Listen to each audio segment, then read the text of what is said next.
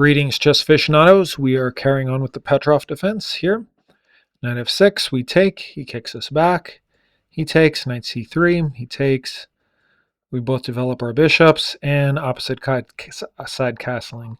In this video, we're going to look at 9, knight to e5. So, logical move, and I'm going to recommend to take. So, why not knight d4? Avoiding the trade, maybe hoping to, storm the pawn somehow. But black kind of gets the jump. Excuse me. Black kind of gets the jump on us with c5. And after knight b5, bishop e6, for instance. This is just an example line. And yeah, you can see, okay, we won a pawn, but we're going to get our knight pins. And black has some annoying pressure on towards our castle's king. So why would we want to allow this?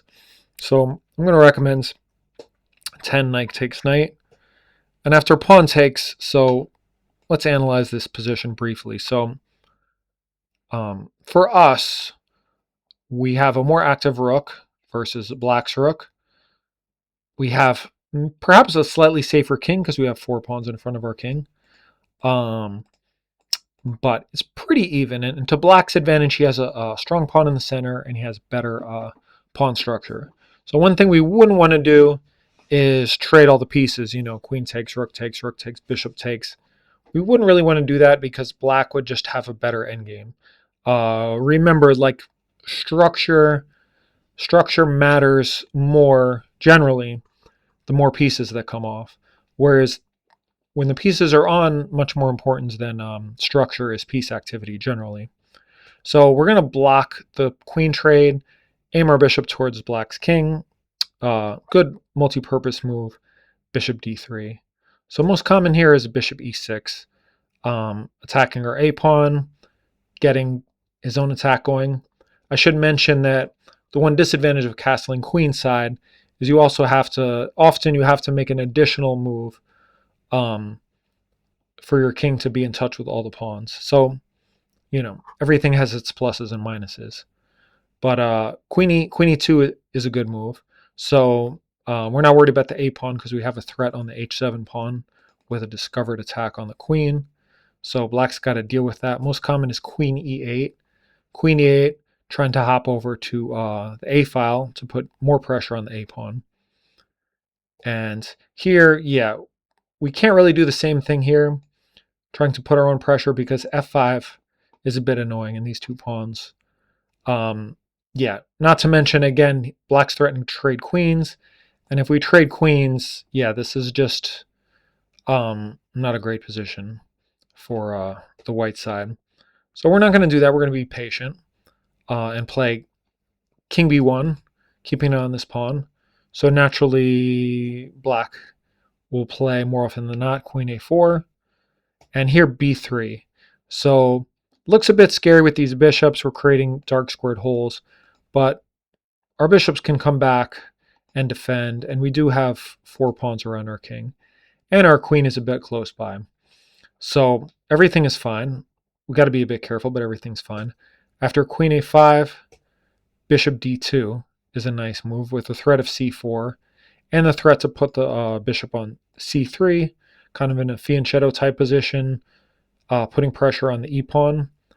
Yeah, a lot of times we want to kind of attack this b pawn, put pressure on it, and try to trigger black into playing f6 maybe, and then we could get queen e4. And yeah, a lot of times we'll get queen e4, and black has to deal with that threat and also the threat on the e pawn. And yeah, very often black will lose the e pawn. In fact, I'll show you an example game in this position. So queen a3 looks a bit scary.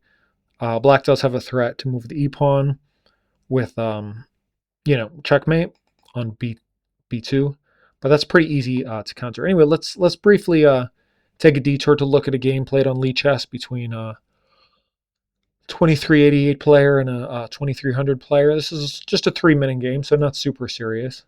But you can learn things from looking at the openings you want to play and just checking out example games in the Lee Chess database. And doesn't really matter so much who won or lost. especially in a 3-minute game. I mean, someone could be totally winning and run out of time or blunder their rook, but it's good to go over a lot of games just to see the ideas. And of course, learning openings will make you much better, not only at regular chess, but speed chess as well, because you won't be burning so much time in the opening. So, okay, we reach this position. Knight e5, knight takes, pawn takes, bishop d3. All seen before, b3. In this game, I'm recommending bishop here first. But in this game, white played c4 first. But now we transpose. Bishop c3, obviously, defending against this threat and hitting the e pawn, which can actually be defended. Although black does indirectly defend it, and white declines to take because he doesn't want to get himself in a pin after this bishop moves. Instead, with another threat on the h7 pawn. And then he goes ahead and takes the b pawn, which looks a bit scary, but this is actually fine. Again, we have a lot of protection around our king, so it's okay to go grabbing pawns.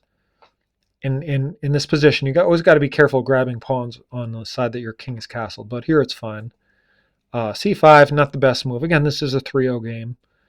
The queen gets kicked back. a5 is the only square. White centralizes, putting more pressure on the e pawn, which is pretty much going to fall. Black attacks the queen. White goes back with the threat. Bishop g7, and white wins a pawn, second pawn. And I'm going through this quickly, but the moves are pretty self-explanatory. Now he starts throwing the pawns forward. Black does the same, but without as much effect, because again, we have a lot of protection around the king. And yeah, once the pawn is in here, the threat now is queen here mate. So queen e7 has to be played, but obviously black is not so happy about this, putting his bishop in a pin.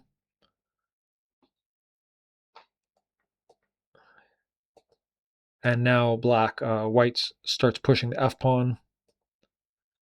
And yeah, mate is threatens. But king c1, queen a5, sacrificing the bishop. But now queen here.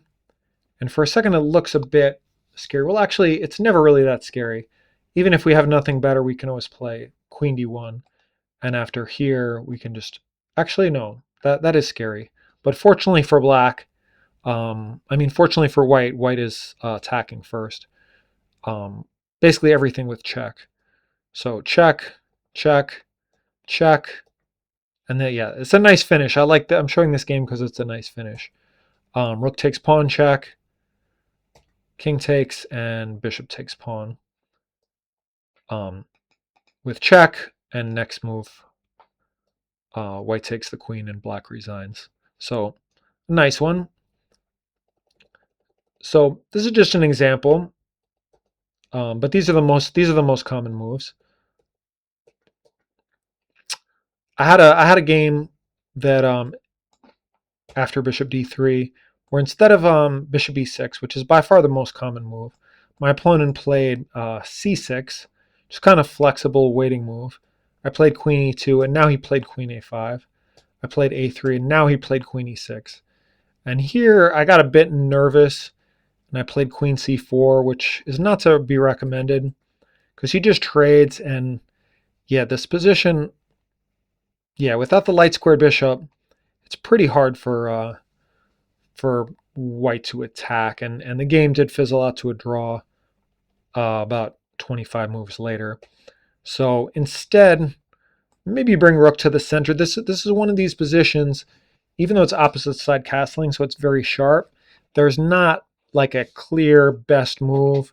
Like the engine likes f3 for whatever reason, but rook e1 makes a lot of sense, putting potential pressure on here. And there's no direct attack. Like sacrifices here don't work. And yeah, if black tries to get too crazy with b5, we can always put pressure on here. And we can also always bring the bishop back with potential c4. And yeah, black is not really, it's just not so easy for black to break through. And meanwhile, we're just kind of alternating between putting pressure on the pawn, putting pressure over here, and at some point in the future, maybe we'll start pushing pawns on the king side. And I want to show you one more thing. Again, after 995 takes bishop d3. So a much less common move, only played 4% of the time, but it's still something I thought was interesting and I wanted to show you guys, is what if f5? So I said black has the advantage of these strong central pawns. So why not f5? Just try to drive, I mean, black's threatening to win a piece right now, and black's also threatening to play here, at which point I said earlier that white is not really so keen to trade queens because he has the better pawn structure, but more important than pawn structure is piece activity and king position. And so here actually bishop c4 check is a good move. King has to move unless he wants to give up the exchange. So king goes into the corner. And now actually we can trade queens. And what's the difference here? The difference is we're getting a jump on the bishop. So in the other line, if we'll go back here, say right after the pawn takes knight, say we trade pieces now. We're just a bit behind in development. We can't put the rook here. Say we develop the bishop. Black develops. Yeah, say black develops here. We develop. Yeah, we're not going to be able to penetrate. And yeah, this position, black will easily be able to trade rooks. And in the bishop endgame, yeah, black's king will just be a bit more active and black's pawn structure will be better. But here, after f5, it's a different story because you can see we're getting the rook to the center with a threat, and all our pieces are just better developed, and these pieces are still doing nothing. And the nice thing is, too, black would love to develop this bishop and protect the knight with his rook, but he actually can't. He can't go here and he can't go here, both squares covered. So therefore the bishop has to move again. And here f4 is a good move.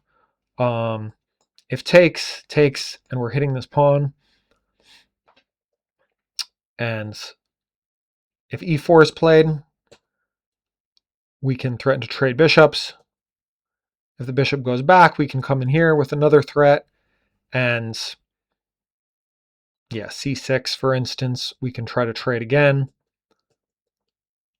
And yeah, black's king is in the corner. And I mean, black maybe could survive this, but the king has no moves. This pawn is pinned. This bishop still has no moves.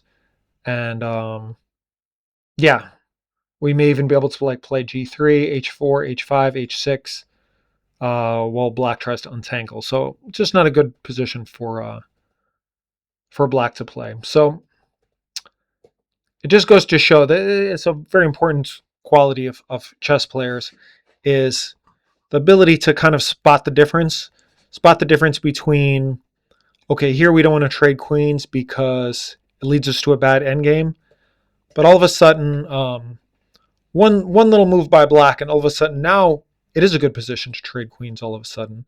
And this is why chess is a great game, keeping us on our toes, always always having to question our assumptions. One or two little moves can make the difference between a winning and a losing endgame.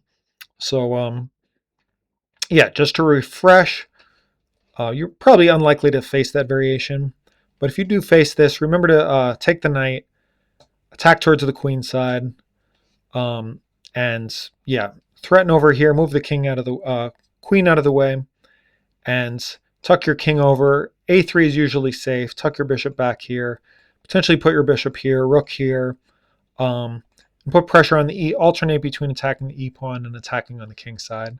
And yeah, I wish you good luck in this variation. Any questions or comments, put them below. See you in the next one.